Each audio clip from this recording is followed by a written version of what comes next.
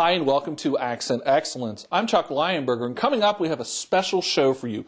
We're talking all about school safety and security with special guests, Chief Hall from the Roanoke County Police Department and Chief Simon from the Roanoke County Fire and Rescue Department, along with Dr. Greg Killow, Superintendent of Roanoke County Public Schools.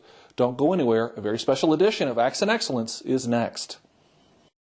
If you would like to adopt a pet, did you know that you can also go to the RCACP website and their Facebook page to look at pets for adoption?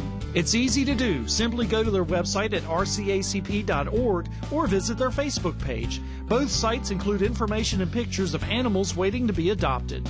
Help make a difference in the life of a pet today. Adopt from the Regional Center for Animal Care and Protection.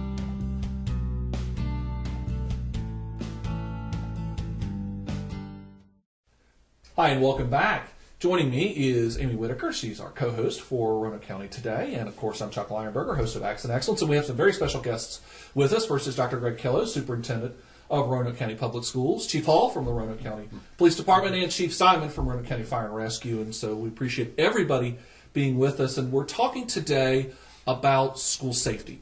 There's been, frankly, a lot of discussion and some very unfortunate events that have happened very recently, which has brought school safety back into the forefront of everyone's mind. So we thought we would take some time and sit down and talk today about school safety and the relationships, the ongoing relationships, and all of the work that has been accomplished in the last several years between the school system, fire department, and police. So we thought we would first just talk in general about the relationship between schools, police, and fire and rescue, and how we all work together to make sure our schools are safe. So, Dr. Killow, we'll start with you. Well, thank you, Chuck. It's been amazing. You know, I came here 3 years ago, and to walk into a school division and to realize that they had a safety task force that was already in operation under the direction of Chief Hall, meeting Chief Simon, and understanding that they had plans in place. Each of the schools had plans in place. There were drills going on. There was discussion. There was actual physical changes to the building.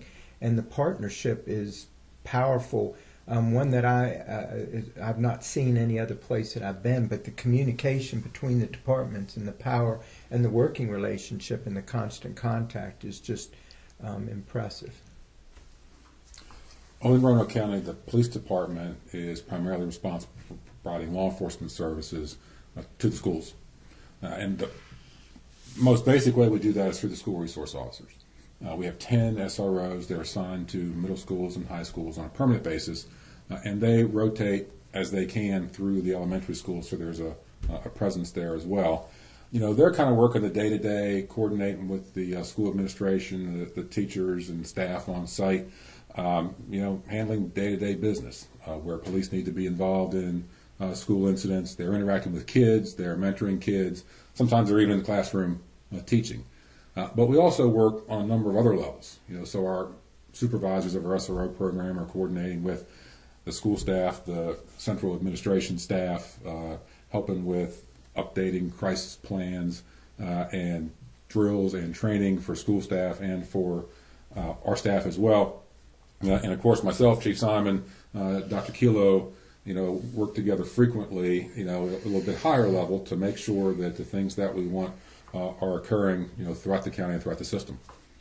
And can I build on that point, is that we do a whole lot with that in having drills and we have meetings that we have where we bring in administrators, staff, maintenance workers.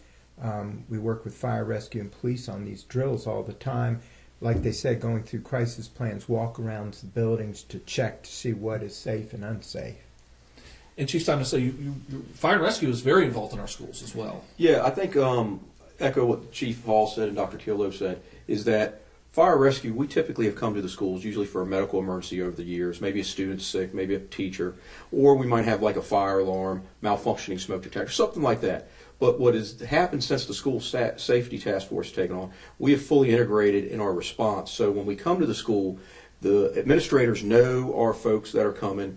Our folks know where to go. They know everything. It's not coming into a business for the very first time. So the cooperation has really expanded, not just in that worst case scenario, which we're all preparing for, we're all ready for, but it is setting the stage for everyday occurrences. Because we are going to have those type of occurrences, and having the school task force in place, putting everyone in the room and starting at the highest level and working all the way down to the school teacher, to the police officer, to the firefighter, it really helps in preparing for us for any type of emergency. Yeah, and that's what's so neat. And with our relationship is we've been preparing for multiple different, again, which has been very impressive, is we're dealing with multiple different events. Right, and we've had events, thankfully not events that have resulted in anybody being seriously injured or worse, but events that have required lockdowns and evacuations of schools. And we see the plans and procedures that are in place get carried out by school staff, by our staff, and the responses to those, have generally been very effective. Not saying that we don't learn every time we do it, and we've certainly tweaked and changed policies and procedures based on different things that have happened. So, when the next event happens, we're that much more prepared. So, when an emergency does occur, what is the role for our public safety? To some degree, it depends on what the emergency is. As I said, we have SROs in 10 schools permanently, so they're essentially the first line if something's going on. They're present, but at the same time, the school staff is calling 911 just like any other citizen would call 911 when there's a problem. That allows the 911 staff to evaluate what sort of resources should be sent. So while our SROs are the first line of policing in the schools, they're supplemented by our patrol force, by our detectives if those are needed, by other specialized units. So those additional resources are coming. If there's a fire or someone's hurt, fire rescue resources are coming to the scene in order to handle whatever's going on in the school. And at the same time, the school staff is working through their procedures. Does the school need to be evacuated? If so, where are the folks going? Is it a lockdown situation where they're holding everybody in place? So when the appropriate resources get there, my folks are coordinating with the school folks, they're coordinating with fire and rescues folks, so we can approach whatever the incident is as a team. Right. And so, Chief Simon, there's a lot of integration between fire and rescue and the police department, which has changed over the years. Yes. So how do you all operate today? To us, fire, rescue, and police, we seamlessly operate. We're on the same radio system. Our staffs work from the leadership, as Chief Hall and I work very closely, but that filters all the way down to the actual firefighter, that police officer, that paramedic. Mm-hmm. So when we integrate that into the school system, we're already fully together, per se. When we integrate that into the school system, what's interesting is that we started to train a lot of the school people in a lot of different things, not just emergencies, the worst case scenario, but basic first aid, CPR, all of those things. We've worked with the School Health Advisory Committee, where we're our members of, to go in and educate them. This is what we want when we show up for an emergency. And now the seamless process works so effectively, and that could just be from a child having an asthma attack to it could be to a teacher having chest pain. All of those, which are common occurrences in life, we respond very effectively, and the SRO in a lot of cases is there, or a police officer will be there. And one other thing I'd mention, our fire marshals are fully integrated into the police department. So our fire marshals are law enforcement, and they assist the police department on a lot of other issues that might arise in the school system. So we are very integrated, which makes me feel good as a parent with children at the school system. Sure. And one other thing we also wanted to bring in, you mentioned SROs, and that's a key part of the integration between schools and police. And one thing that there may be a little bit of confusion in the community about is exactly who can be an SRO, because not anybody can be a school resource officer. Right. All of our SROs are fully trained, fully certified police officers. The same as the officers you see patrolling around the county, or the same as our detectives. So they've been through our hiring process. They've been through a police academy. It's not an assignment that someone's going to get coming right out of the academy. They're experienced officers, so they've had some time to understand and grow in their careers, that have the desire to work with students. It's a voluntary assignment. They actually compete to get it. So their role in the school becomes one, law enforcement officer, because sometimes that's needed, but it's also can be coach, it can be counselor, it can be teacher, and it's certainly intended to help our students have a more direct relationship with public safety and law enforcement, have a better understanding of what we do and what we're there to do, and know that our police officers are there to help them when they need it. And our teachers understand that these SROs work directly for the police department. And we know that that's the working relationship that's been set up in the county that is with Chief Hall, and that's how we operate. Stay right there. We'll have more of our special conversation about school safety and security coming up.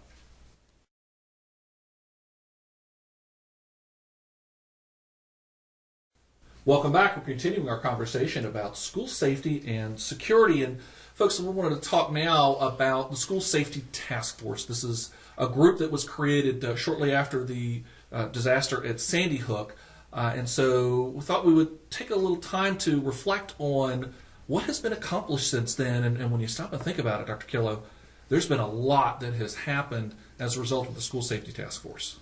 Yeah, well, it's been, again, very insightful to come into a group that looks at, digests, talks about drills, talks about things that we can do, totally focuses on student and staff safety in the buildings. And again, Chief Hall leads that discussion, and it's very effective. And even the partners that are on that committee is impressive. And I think let's talk about that first. What is the School Safety Task Force? Who's on that?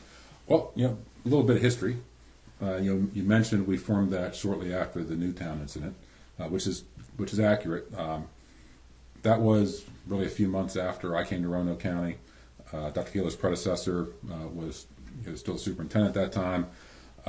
There was certainly concern then, as there is now, about safety of schools, and her and I decided that it was appropriate for us to try to improve the coordination that we had. I mean, our SROs were still in the schools; they were still doing a great job, but we felt like we could do better, just like we're talking about now, and started to have discussions about what the policies, the school facilities, where are we from a security perspective, and we put a good amount of work in right off the bat on target hardening. Reality being that the first line of defense for our schools is the school building itself. If we can keep people out who don't belong there or who can present a danger, then we've prevented potentially a lot of bad things that could happen. So a lot of work was done early on, and it started with the police department and the school system. We brought emergency communications in and fire and rescue in, and some of our other public safety partners pretty soon after that. From the school side, certainly the administration, but folks that you might not think of, like their IT, the folks that manage the video systems in the schools, because that all goes to target hardening and potentially investigations if we capture something on video. And the school system and the school board did a huge amount of work on that target hardening piece. Replaced the entire key system in all the schools with an electronic system. An electronic system that allows our police officers access to all the exterior fob doors of our schools. So, in an emergency, honestly, who wants to come open the door for the police or the fire department if there's a lockdown? And that sort of simple question led to, well, let's just give access to our officers, so if they needed to get in and not put anybody at risk doing that, they can get right in. When you go to any of our schools now and go in that front door, you will notice that you can't get any further without checking in, with ID system and a name or visitor badge that goes on. Those were improvements that were made as a result of the work of the task force making recommendations to the board, and that has, since then evolved to, a routine where we're constantly evaluating policy, we're constantly reviewing the crisis plans, and we've done, sort of wave after wave of training with school staff and with police department staff. Starting early on with the school staff. Well, what's the response going to look like if a critical incident occurs in the school? To help them understand what we were going to be doing. To tabletop exercises where Chief Simon folks have come in and not just talked about the active shooter, which is always on everybody's mind, but what if there's a hazmat incident on the highway that impacts a school? There's dozens of things that could to help school staff, administrators work through the problem-solving part of, okay, what are you going to do? So it's been, it's been an ongoing, it's been an evolving process that we think has provided a lot of value and has really helped to make our system a lot safer. And Dr. Killow, this has really come now to the point where we have made physical construction changes in our buildings specifically because of recommendations from the task force. Yes, you've heard about the double doors, but even now that we're looking at the new schools and the new school designs, we're going to be taking into the safety and how we can protect our systems and our facilities better. Even all the cameras that have been put in. Again, those came from the task force as a request, and we went from no cameras in some of the schools, or very few, to multiple to cover entries and to do that. And I think one of the things Chief Hall hit and is so important is those tabletop exercises. They focus on, what we would do if there was a gun in the facility, but also, if there was an issue, like he said, hazmat, things that we need to think about because those are real and could be, and how would we deal with those? Those tabletop exercises aren't just play. They're serious. People walk through, but it helps people do it. We actually even do training exercises within the facilities that are powerful, and sometimes coordinate those even with our lockdowns and so forth. One of the things also to kind of, it somewhat came from the task force, but also kind of came from, again, learning as we went along. One of the things that we have started to do, especially if we do have an incident at one of our schools, is very quickly limiting access to the campus. And some parents sometimes are kind of wondering, okay, well, why are you doing that? I want to be able to get to the school. But Chief Hall and Chief Simon, there's very, very good reasons why we want to limit access to the campus. And what would those be? Well, you're right. One of the first things we're going to do in an incident is secure the campus. I mean, really, we're trying to contain whatever is going on. So, if there's a criminal incident going on, we want to contain that. We want to identify if there's any offenders or any threats there, and we want to try to deal with those threats immediately. So, we're not going to allow parents or staff that's not needed at that location, past those barricades. Of course, if it's a fire and apparatus is coming in, that may be a whole, different issue for them. Yeah, I think with locking down the school and during emergencies and everything, it does serve two purposes. It isolates what the problem is so we can find it and control it. But also, we're going to be having a lot of equipment coming in. And if parents are jamming up it's going to make it difficult for first responders to get in. So I get that the parents want to get there, but it's actually might cause more problem because now we're trying to go in and account for everyone, and that's the bigger challenge. And it also helps to minimize the chaos on the site, and also creates less risk for you guys if you don't have other people up there interfering, but also for our school staff. We're trying to protect the students, and then that's calling people away and things are going on. We respect the concerns of parents. We fully understand that, but we have to allow the people that are helping us to work together to actually coordinate to provide the adequate safety. And what we really need the parents to do in those situations, because y'all are providing them notice pretty quickly through your alert system, is follow the directions that are being issued by school staff. If it says don't come to the school, don't come to the school. If it says go to another location, then go to that location, so that they're not interfering with whatever operation or activity we're trying to complete. And frankly, Amy and myself, we also are closely collaborating when it comes to all the communication to make sure that we're getting messages out for parents and the community as well. So it is all a whole team effort to try to make sure that our public has the information they need, that if we happen to have a school situation, an emergency situation, that they have what they need to do and they know what they need to do. And we'll have more on our conversation about school safety up next, so don't go anywhere.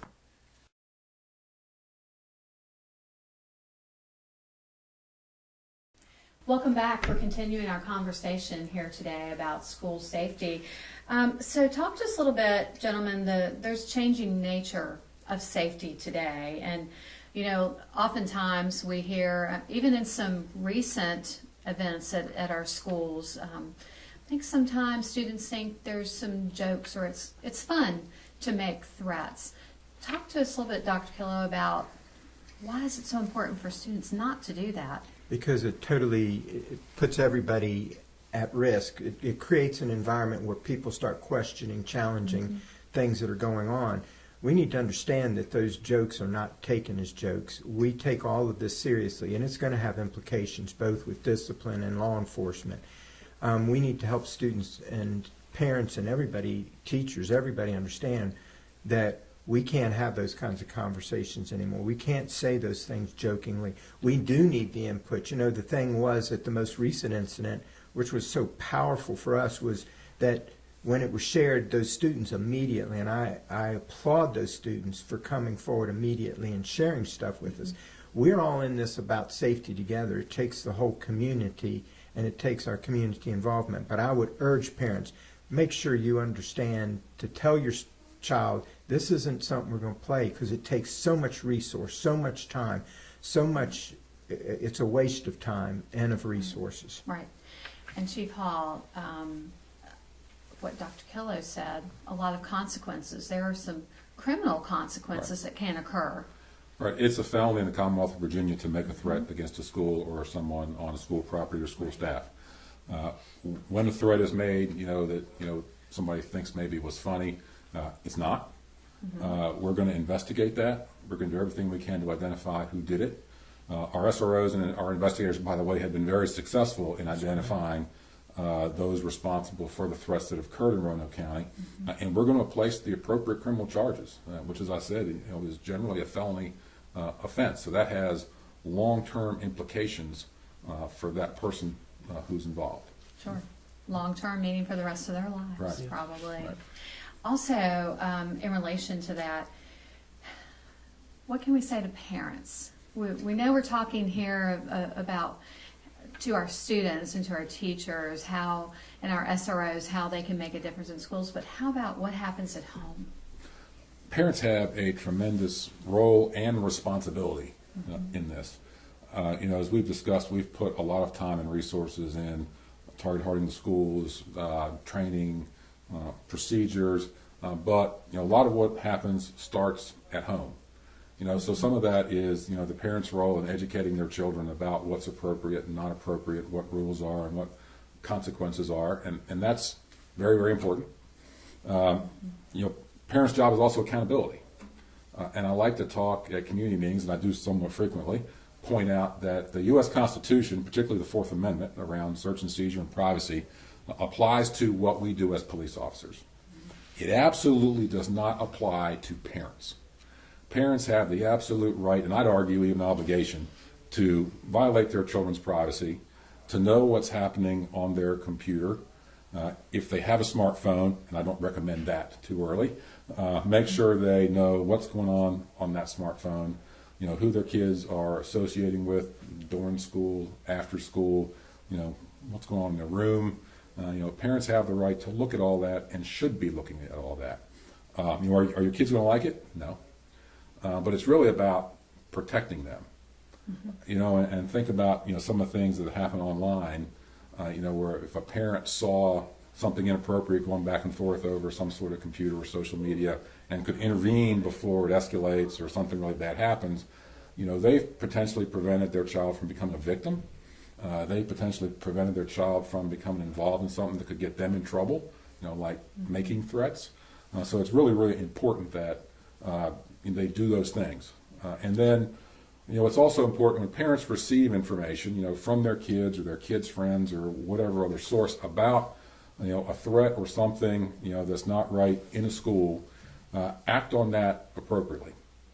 Honestly, that is not the time to get on social media and type that out for everybody to see. That's a time to pick up the phone, contact school officials, contact 911, and let us investigate that and determine, if there is a problem or not. And that happened in a incident recently, where a parent had some information, they notified the school principal, SRO got involved, and a proper investigation was done. Fortunately, nothing was found wrong at that point, but we were able to ensure safety. And that really goes for our students too. We've had a number of incidents where students have come forward and told their teachers or school staff, about something that's going on that's allowed us to follow up and sort of nip that incident in the bud before it becomes something much bigger. So, it sounds small and it sounds easy, but it, particularly on the kids' part, really takes a lot of courage to do it. And I commend the parents and the kids, who have been stepping forward on those issues. And I would concur completely with that, because we do want to commend those individuals, and they're saving people and helping people. And, I want to reemphasize, we're trying to get out right now and talk so heavily. Check the cell phone, be involved with what's happening on the computer, monitor what's happening, check the bags and clothes. We're all in this in a partnership, and what we do there prevents a student from making a mistake, and that could cost them a lot of disciplinary issues, even court issues. And so we ask the parents to please get involved. Mm-hmm. It takes a village. It does take a village. And Chief Simon, speaking about the village, when we have an incident that is going on, obviously, fire and rescue or police, they are responding to that particular joke, threat. But that draws resources away from other possible real emergencies. So making a joke actually puts the rest of the county in danger, doesn't it? Absolutely. It's a false alarm. What if it turns out to be that way? We'll have units, police, firefighters tied up, and then we actually have to relocate units throughout the county to cover those calls. So these jokes could actually impact a citizen in another medical emergency. Someone having a break-in in their house, it might delay a police officer getting there. So when we have these type of, I'd say, jokes that are going around, or rumors, it does create problems throughout the county. So I echo what Chief Hall says. And Chief Hall, you had touched upon it, that sharing information appropriately. That if you see something, tell police, tell schools, because spreading that rumor, you actually are also contributing to the problem. Right. Unfortunately, sometimes we see things get spread around on social media before the appropriate authorities are notified. So the really important point there is, when an incident about a potential threat or something dangerous comes to light, then the person that has it really needs to contact a school official, contact public safety, so that we can take the appropriate steps to prevent bad things from happening. And Dr. Killow, as we kind of start to wrap up this conversation, incidents like we have seen, they do have lasting ripple effects. It is not just that particular school on that particular day. That school, and really the whole division, is impacted for days, weeks, even months. Yes, people don't understand behind the scene. You've disrupted the whole instructional day at this point. And again, you may have put other people at risk, and we create risks even within the building. But also, when you look at the disciplinary implications, the amount of energy and time that goes into these are no little matters, and we take them extremely seriously. And finally, one other thing that we wanted to address, and we've heard this several times with parents saying, I'm scared to send my child to school. I think all of us here could say, send your child to school. Your school is absolutely safe. They're safer there than almost anywhere else they could be. We want to provide, I know our staff, our teachers, the support that we're getting here, everybody's concerned about the safety and well-being of every child, and we want to provide that. We know that's, in order to provide a quality education, that is a factor. Well, we definitely want to extend our thanks to Fire and Rescue, to police, and of course, Dr. Kelly also for being here. We've been enjoying a special conversation about school safety. But stay right there. More Acts and Excellence is still to come.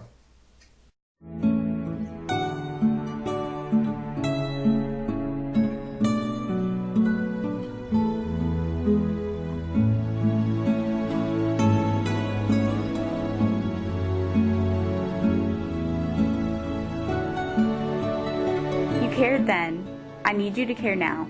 Don't turn a blind eye to teenage drinking. Well, that's going to do it for this special edition of Accent Excellence. If you'd like to learn more about Roanoke County Public Schools, be sure to check us out online and remember to like us on Facebook and Twitter. I'm Chuck Lionberger. Thanks for watching, and we'll see you next time.